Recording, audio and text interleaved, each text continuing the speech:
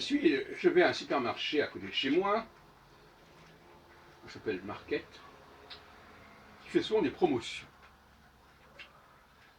Et là, par exemple, je viens de prendre deux produits pour 2,95 €. Je ne connais pas exactement le prix d'origine. Grillade du chef, barbecue. Je vais à la caisse, on me demande 4,50 €. C'est-à-dire beaucoup plus.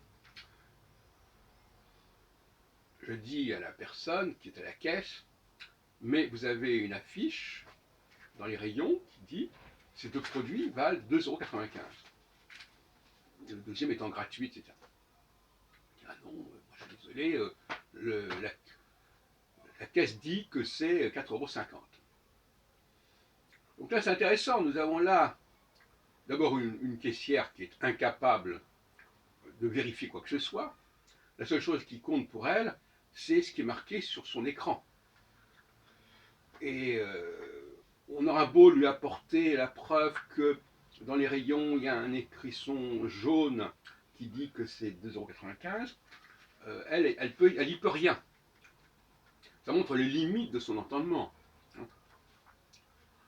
Alors, on ne va pas discuter de savoir pourquoi il y a un décalage entre ce qui est à la caisse et ce qui est indiqué dans les rayons avec promotion, en grandes lettres et en grande affiche, mais ça nous fait réfléchir tout de même. Alors là, on est dans deux virtualités quelque part. La virtualité de ce qui apparaît euh, sur l'écran et dans l'ordinateur, et la virtualité de ce qui apparaît sur la fiche, et puis évidemment la réalité du produit. Mais d'une certaine manière, la réalité de la fiche qui figure à côté du produit est plus évidente pour le client en tout cas, et elle fait loi au niveau du commerçant. C'est ça qui a déclenché son achat, et non pas ce qui figure au niveau de la caissière.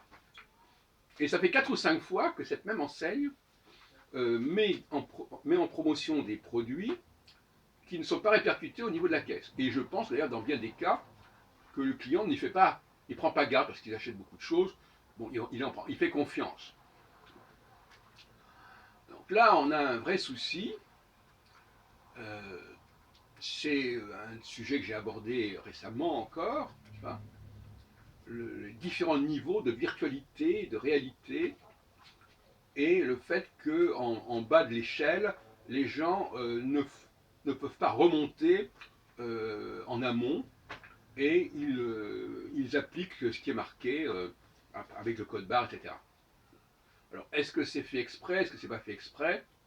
Je me pose des questions. Mais en tout cas, ça me conforte dans mon idée qu'il y a des personnes qui sont tout au plus capables de regarder ce qui est marqué sous leurs yeux à la caisse et qui n'ont aucun contact avec une réalité en amont.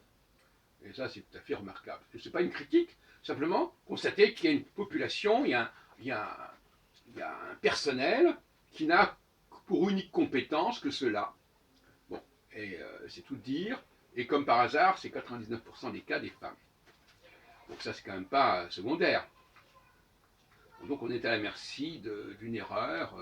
Et puis après, on ne sait plus corriger l'erreur, parce que pour corriger l'erreur, il faudrait avoir contact avec la réalité. En disant, oui, ce qui est marqué là ne correspond pas à la réalité. Mais si on n'a pas contact avec la réalité, on ne voit pas comment on peut faire. Et ça nous renvoie à un sujet extrêmement intéressant, c'est quelle est la réalité derrière la virtualité? Quelle est la réalité derrière les écritures?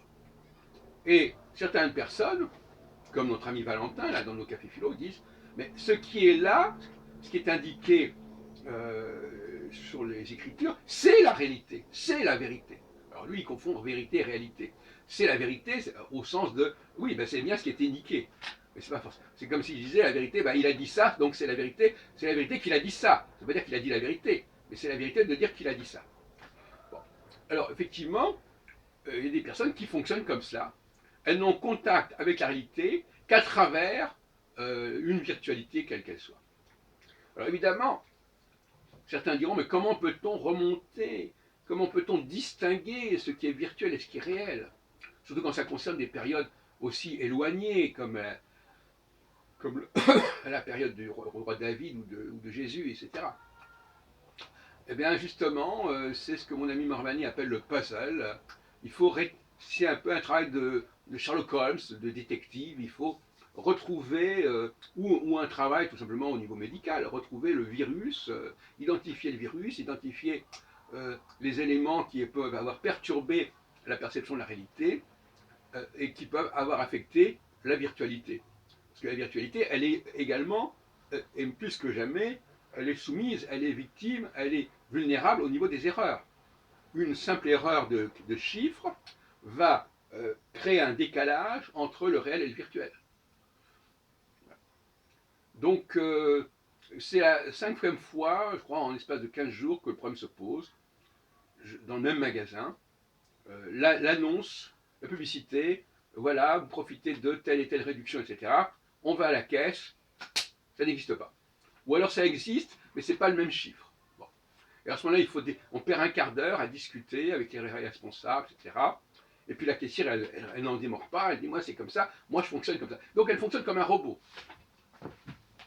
Et un robot pas très intelligent en plus.